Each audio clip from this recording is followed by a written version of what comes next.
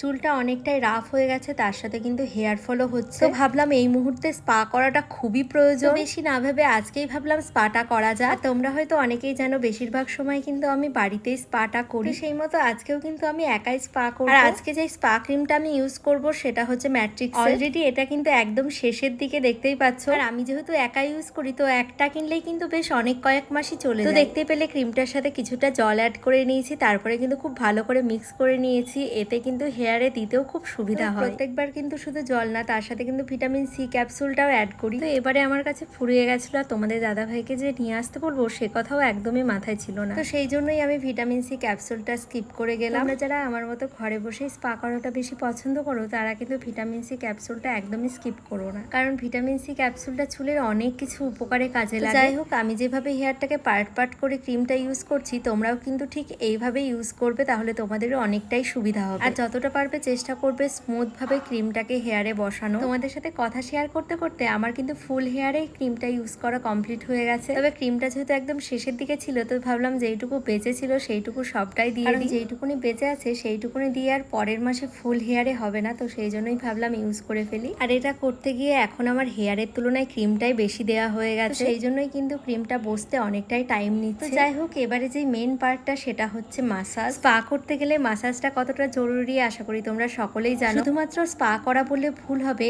এমনি টাইমেও তোমরা তেলের সাথেও কিন্তু হেয়ার ম্যাসাজ করতে পারো, সেটাতে কিন্তু হেয়ারে অনেকটাই গ্রোথ করে। মাসাজটা অন্য কেউ করে দিলে একটু বেশি ভালো হয়, তবে হাতের কাছে কাউকে না পাওয়াতে নিজে নিজেই করে নিলাম। তারপর 10 মিনিট রাখার পর এই যে গরম জল করে নিয়েছি, তারপর গরম জলের মধ্যে টাওয়ালটা ভিজিয়ে চুলের সাথে এখন কিছুক্ষণ ঝরিয়ে রাখবো। উষ্ণ গরম জলের যেই ভাবটা, সেটাই কিন্তু নেওয়ার জন্য মেন রাখা হয়েছে। এতে কিন্তু চুলের অনেকটাই গ্রোথ বাড়ে। কিছুক্ষণ রাখার পর টাওয়ালটা ঠান্ডা হয়ে গেলে আবার কিন্তু গরম জলে ভিজিয়ে নিয়ে এসেছি। এটাকে 10 মিনিট মতো রাখার পর হেয়ারটা ওয়াশ করে নেব। ততক্ষণ চলো তোমাদের সাথে কয়েকটা কমেন্ট শেয়ার করি। ইটস সোনালি প্রোফাইল থেকে কমেন্টটা এসেছে। কমেন্টটা ছিল, দিদি তোমার সব ভিডিও আমি দেখি, আমার খুব ভালো লাগে, সারা জীবন আমাদের এইরকম ভিডিও দিতে থেকো, আর তোমাদের জীবন আরো সুন্দর। কমেন্টটা পড়ে অনেকটাই খুশি হলাম, থ্যাংক ইউ সো মাচ সোনালি। অবশ্যই চেষ্টা করব সারা জীবন তোমাদের সাথে ভিডিও শেয়ার করা। আর একটা কমেন্ট চোখে পড়লো, যেটা রিমা শিকদার কমেন্টটা করেছে। কমেন্টটা ছিল, বাহ খুব সুন্দর ভিডিও দি, দারুণ লাগে তোমার ভিডিও। তোমরা প্রত্যেকদিন এত সুন্দর সুন্দর কমেন্টগুলো করো, সত্যিই মন প্রাণ পুরো জুড়িয়ে যায়। প্রত্যেককেই অনেক অনেক ধন্যবাদ এত সুন্দর সুন্দর কমেন্ট করার জন্য। তো যাই হোক, এইদিকে কিন্তু আমি হেয়ার ওয়াশ করে চলে এসেছি। তোমরা আশা করি অনেকেই লক্ষ্য করেছো আমার কিন্তু সিরাম দেওয়া কমপ্লিট। তোমরা ভিডিওতে কতটা কি বুঝতে পারছো জানি না, তবে সামনাসামনি হেয়ারটা কিন্তু ভীষণ স্মুথ হয়ে গেছে, আর হেয়ার ফলটাও কিন্তু অনেকটাই কম হচ্ছে। আমার মতো ঘরে বসে তোমরা কে কে স্পা করো